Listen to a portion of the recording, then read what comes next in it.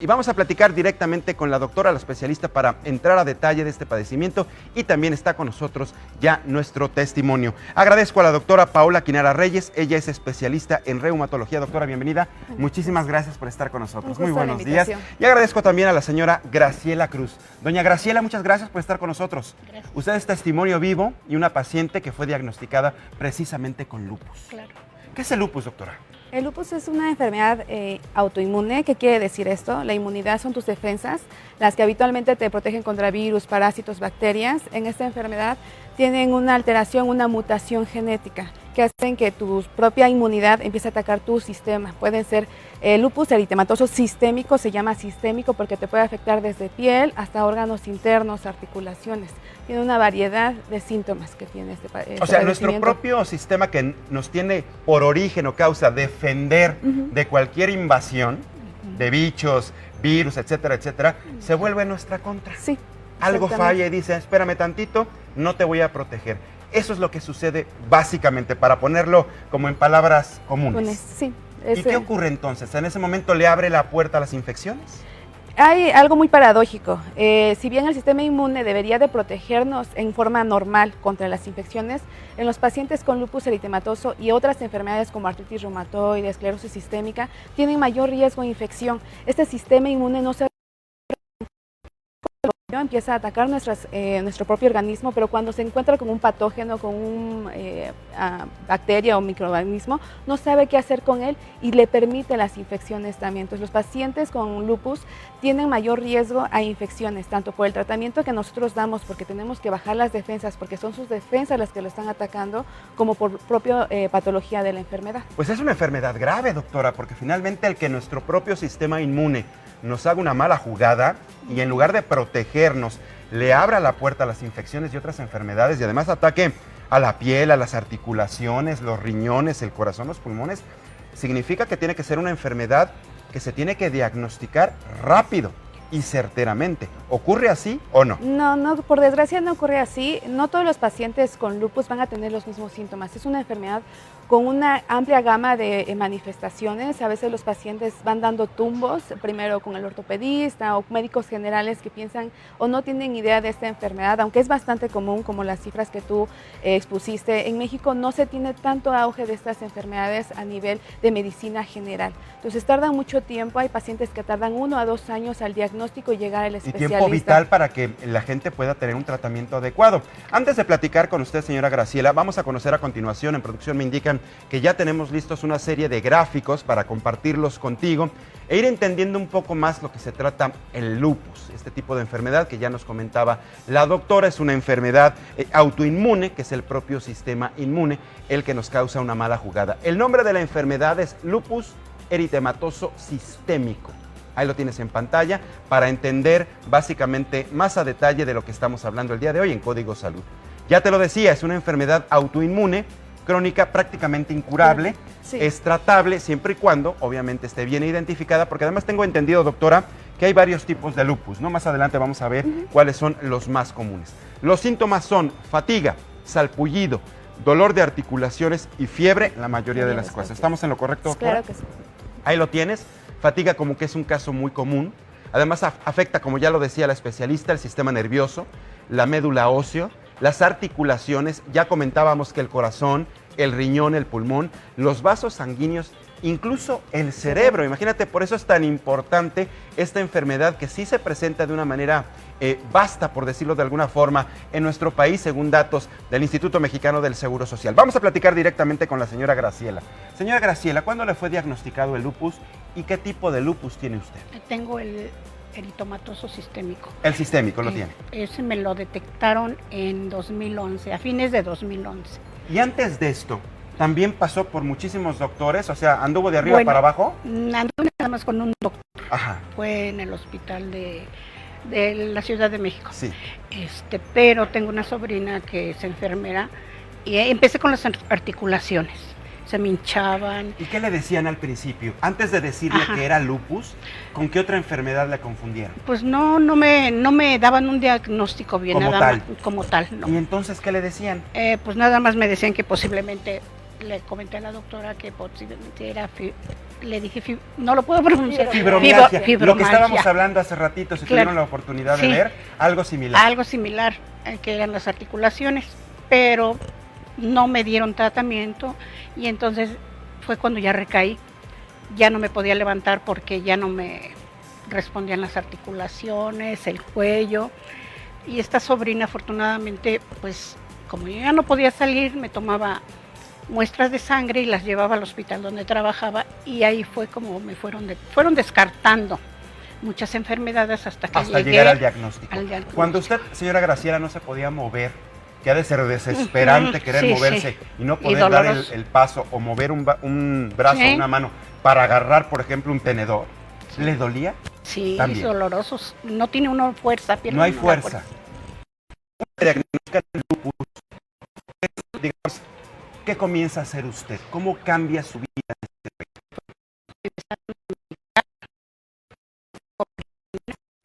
De 50 miligramos y ya después ya me canalizaron porque fui al hospital, regresé al hospital de la Ciudad de México y me mandaron a hacer una biopsia de riñón, pero ahí no tenían los medios. Entonces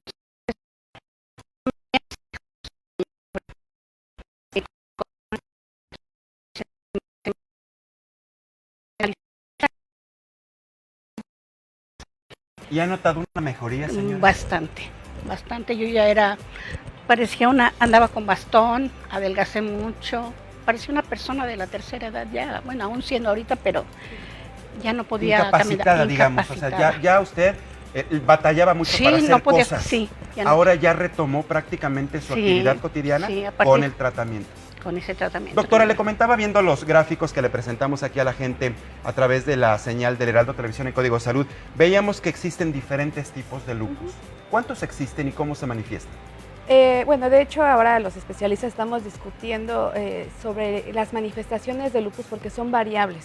Hay pacientes que solamente tienen manifestaciones cutáneas, son lesiones en piel, pueden ser lesiones que dejen cicatriz o no dejen cicatriz.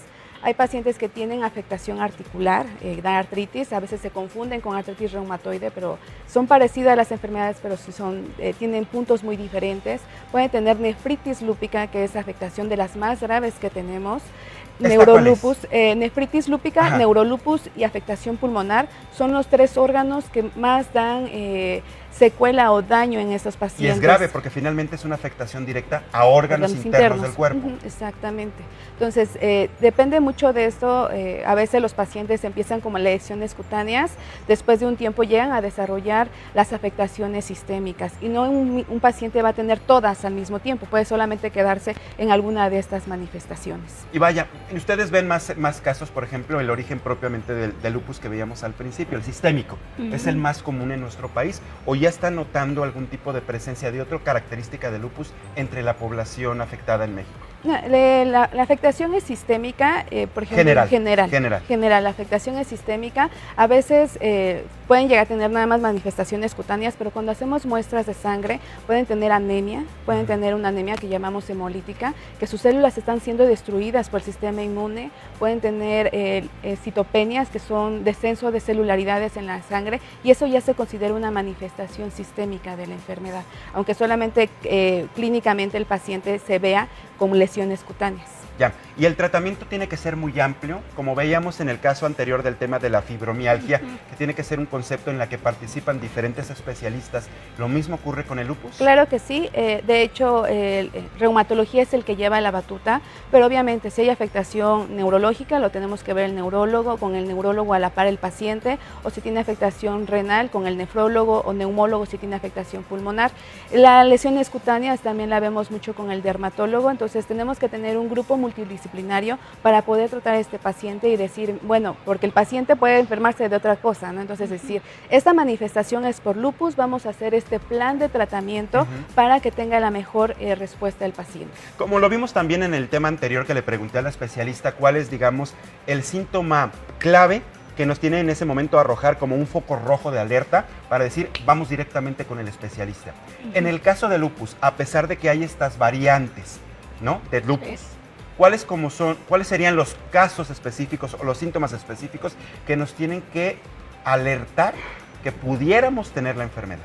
Algo muy clásico, aunque nuestro testigo me comenta que ella presentó a los signos un poco más grande, casi siempre son mujeres muy jovencitas, en etapa fértil, que se refieren caída de cabello, fatiga, van con el médico, le dicen, no, pues estás joven, raro, ¿no? estás Como para bien, tener una edad, estar bien chava y estar ya cansada y que se te esté cayendo el pelo. que amanezcas rígida, que tengas rigidez. dolor en las articulaciones. Inmediatamente esto es síntoma de que hay que hay ir con un un especialista. Úlceras en la boca, que estén recurrentemente con lesiones orales, que ya le hayan hecho investigaciones sobre infecciones o alguna otra cuestión y que no encuentren algún causa de estas enfermedades, ir con el especialista para descartar alguna de estas Que se me enfermedades. ocurre ahorita pensar, ahorita que la doctora comentaba que es el caso muy frecuente en personas jóvenes, se me ocurre ahorita pensar, recuerdo de esta cantante Selena Gómez. Selena Gómez. ¿No? Sí. Que está diagnosticada con este tipo de enfermedad y Joder. que tiene que ir constantemente a sus revisiones. Y la vemos Claro. bien, ¿eh? Ujú. En su caso, señora, ¿cómo es su tratamiento? ¿Es mediante medicamentos? Medicamentos y siempre estoy en consulta con ellos, como dice la doctora, con la reumatóloga primero que nada, nefrólogo, urólogo. O sea, tiene que ver a diferentes Sí, especialistas. ellos Ve a me una van- reumatóloga, Sí. ve a un nefrólogo también. Urólogo, el de diabetes, también dije endocrinólogo, Un o sea, me van endocrinólogo. canalizando según salgan mis análisis. Incluso los cardiólogos tienen que participar en este A tipo Claro de... veces que sí. Cuando- Neurólogos también, ¿verdad? Neurólogos, dependiendo Neurólogos. mucho de las manifestaciones que se tienen. También aquí es importante la terapia cognitiva, la terapia, el apoyo al paciente y a la familia en la cuestión emocional. Es una enfermedad muy fuerte, es una enfermedad crónica que va a variar durante el tiempo y es muy importante que la familia esté consciente de esto, que sepan cómo apoyar al paciente, porque es difícil. De pronto ella se refería sana o previamente estable, una Y de persona repente, joven ¡pum! Sí, caer en todas estas Y manifestaciones. eso deprime, ¿no? Sí, Eso también entran afecta de una manera depresiones. importante a nivel psicológico y emocional. Claro. ¿Usted se vio así? ¿Se deprimió? ¿Se Sí. sentía triste, mal? Se Sí. preguntaba, bueno, ¿estaba bien? ¿Y ahora me por qué estoy pasó? mal? Sí, depresiva, mucha depresión en esta enfermedad. ¿Y también se está atendiendo en ese aspecto, Sí, señora? todo me canalizan ahí y sí, Hay en nutrición, En ¿verdad? nutrición, Que tienen todo. la gran ventaja, por ejemplo, el Sí, Instituto Instituto Nacional de Nutrición, que sí. son, digamos, un instituto de tercer nivel y tienen a Claro. todos los especialistas. El factor importante que usted decía, vamos a tocar Claro. este aspecto, aunque estamos hablando de las causas orgánicas de la enfermedad, el aspecto emocional creo que tocó un punto Sí. muy importante, doctor. ¿Qué tanto la ha apoyado su familia, señora Graciela? Pues al principio, como le digo a la doctora, no creen que está uno enfermo. Piensan, yo creo que pues, quiere llamar uno la atención. Por desconocimiento, ¿no? Por el mismo desconocimiento. Y poco a poco pues ya se van enterando y entonces pues ya se queda uno, pues sí estaba mal, ¿no? Por todos los síntomas que presentaba, pero al principio ni uno conoce de esta enfermedad. Doctora, por lo mismo se desconocen las causas. Hay diferentes causas, hay diferentes detonantes. Muy importante aquí en México es la exposición a rayos solares. Los rayos ultravioleta inciden directamente sobre nuestro ADN, hacen que se rompa y esto hace que nuestro sistema inmune no sepa cómo reaccionar ante esto. ¿De verdad? De verdad. El solecito el que sol. tanto luego buscamos Ujú. para vitamina D, ¿no? Para que nos ayude, por ejemplo, para el calcio en nuestros huesitos. Claro. ¿También nos puede Pues, jugar un claro. factor contrario? De hecho, hay varios casos, ya sea que pacientes que ya se ven con lupus o que se fueron a la playa, se asolearon, no tomaron las precauciones Ujú. necesarias, pueden desencadenar un brote de lupus, una actividad de lupus. Ese es uno de los factores más asociados. El tabaquismo también, el tabaco, bueno, produce cáncer, pero también hace que nuestro sistema, nuestras células muten y eso hace que nuestro sistema inmune no sepa qué hacer con él y empiece a desencadenar. Son como, yo llamo siempre, son como eventos estresantes Ujú. que hacen que se rompa esta homeostasis en nuestro cuerpo y estos pacientes ya no tienen la capacidad de regresar al estado basal y continúan con este sistema de autoinmunidad. Y mire, y ahorita que toca el tema del tabaquismo, doctora, qué importante es, porque pareciera que está inmiscuido en una cantidad importante de padecimientos. O sea, el exceso de las bebidas alcohólicas, el tabaquismo.